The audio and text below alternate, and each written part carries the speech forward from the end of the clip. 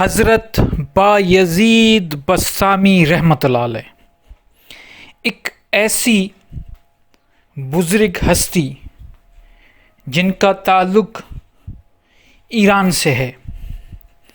وہ ایک صوفی بزرگ رہے ہیں.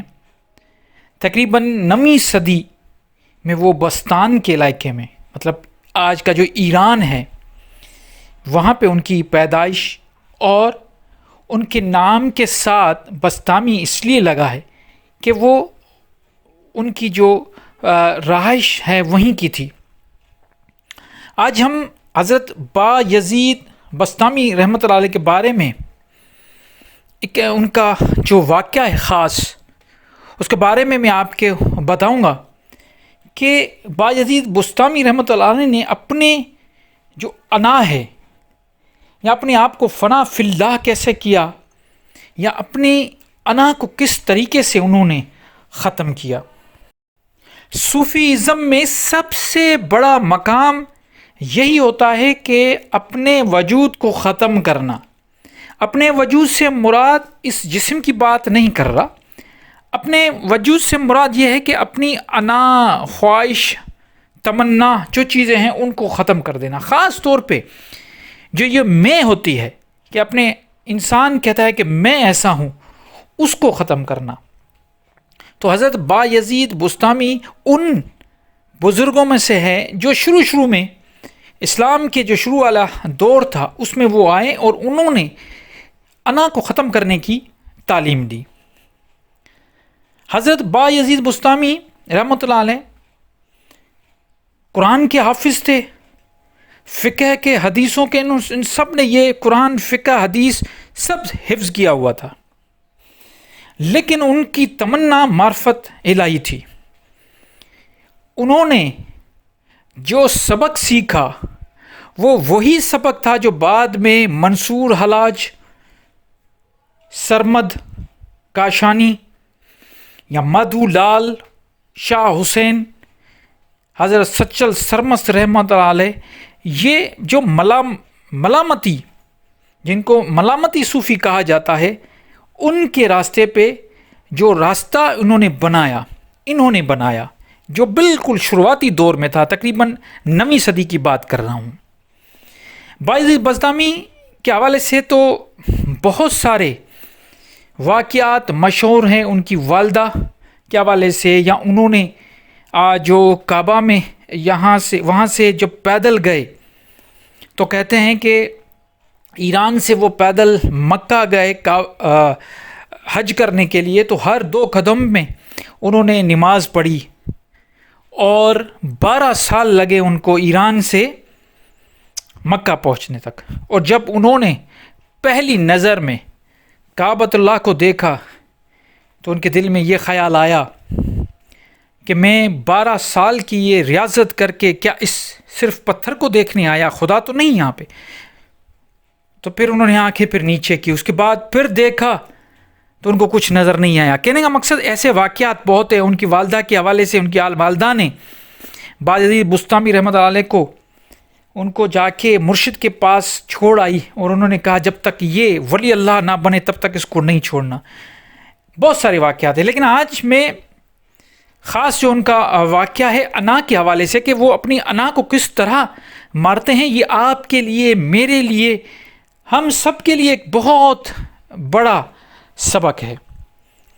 تو کیا ہوا، ایک بیچ کا دور تھا جب با یزید بسطامی رحمۃ اللہ علیہ نے معرفت کے راستے پہ چل رہے تھے، اور کچھ سال کی ریاضت انہوں نے کی تھی، چلہ کشی، مراقبہ. اس دور کے حساب سے انہوں نے مراقبہ کیا، اور آس پاس کے لوگ جو تھے ان سے بڑی عقیدت رکھتے تھے. جب انہوں نے چلہ کر کے انہوں نے سوچا کہ اب میں شہر کی طرف، مطلب اب بستان کی طرف، ان کا جو آبائی علاقہ تھا اس کی طرف واپس جاؤں، انہوں نے یہ سوچا، تو وہ وہاں چلہ ختم کر کے واپس آ رہے تھے شہر کی طرف. تو وہاں کے جو لوگ تھے جو ان سے بڑی عقیدت رکھتے تھے، ان لوگوں نے یہ کہا کہ چلو سب جمع ہو جاتے ہیں، سرکار بایزید بستامی رحمۃ اللہ علیہ چلہ کاٹ کے آ رہے ہیں تو ان کی زیارت کریں، ان کو دیکھیں۔ تو وہ جیسے شہر میں داخل ہوئے تو شہر کے بہت سارے لوگ اکٹھے ہونا شروع ہو گئے۔ اچھا، وہ مہینہ رمضان کا تھا اور تقریباً سب کو روزہ تھا۔ اتنے میں آپ دیکھتے ہیں کہ یہ سارے لوگ میرے استقبال کے لیے آئے ہیں۔ تو انہوں نے کیا کیا کہ اپنی جو گڈڑی تھی، جہاں جیسے کوئی فقیر پہنتا ہے، گڈڑی ہوتی ہے ان کے ساتھ، تو وہاں سے کوئی کتاب لکھتے ہیں کھجور اٹھائی تو کوئی کہتے ہیں روٹی کا ٹکڑا تھا، نکالا، اور انہوں نے روٹی کا ٹکڑا یا کھجور اٹھا کے سب کے سامنے، سب لوگ ان کو دیکھ رہے تھے، ان کا دیدار کرنے آئے تھے، ان کا روحانی جو چہرہ مبارک دیکھنے آئے تھے، لیکن انہوں نے کیا کیا، وہ کھجور یا وہ جو چیز تھی انہوں نے کھا لی روزے میں، اور روزہ توڑ دیا۔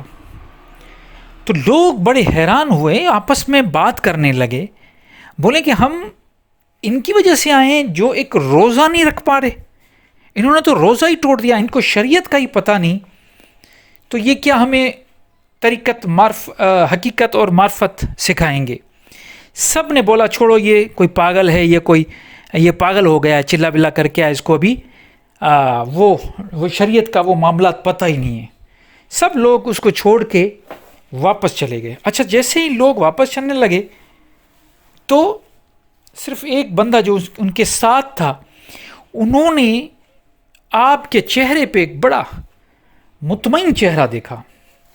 سب تو چلے گئے، لیکن انہوں نے پوچھا کہ یہ آپ نے کیا کیا؟ لوگ تو آپ کے استقبال کے لیے آئے تھے، آپ سے بڑی عقیدت رکھتے ہیں، لیکن آپ نے یہ اچھا تو نہیں کیا، آپ نے ان کا دل توڑ دیا، اور دوسری بات آپ نے روزہ بھی توڑ دیا، اور آپ ہنس رہے ہیں، بڑے مطمئن ہیں۔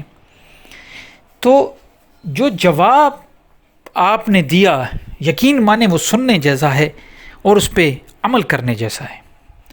انہوں نے فرمایا کہ جب میں یہاں پہ آیا تو میں نے لوگوں کی بھیڑ دیکھی، اور جب میری انا نے ان لوگوں کی بھیڑ کو دیکھا تو یقین مانے میری انا اور بھی مضبوط ہو گئی۔ میری انا نے کہا کہ با یزید، تو تو کوئی بڑی چیز ہے، تو تو کوئی ایسی ہستی ہو گئی ہے، تو تو وہاں تک پہنچ گیا ہے کہ لوگ تمہارا استقبال کرنے، اور جب میں نے دیکھا کہ میری انا مضبوط ہو رہی ہے اور مجھ پہ حاوی ہو رہی ہے، میری روحانیت پہ حاوی ہو رہی ہے، تو میں نے سوچا اس کو زیر کرنے کا، اس کا فخر اور اس کا جو یہ ایک مان ہے، اس کو مارنے کا طریقہ یہی ہے کہ خود کو لوگوں کے سامنے میں ذلیل کر دوں تاکہ یہ انا زیر ہو جائے۔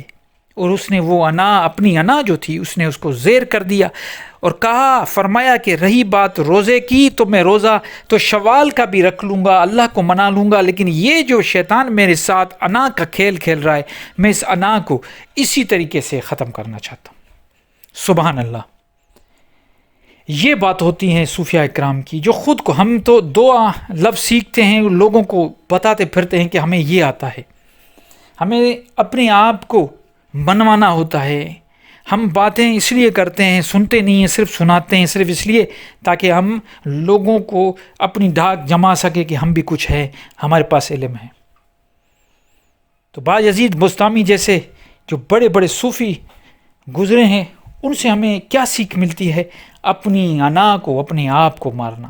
سب سے اہم چیز، سب سے جو خاص چیز یہی ہے، جس دن انسان نے اپنی انا پہ کنٹرول کر لیا، اپنی انا کو مار دیا، میں کو مار دیا، وہ کامیاب ہو گیا۔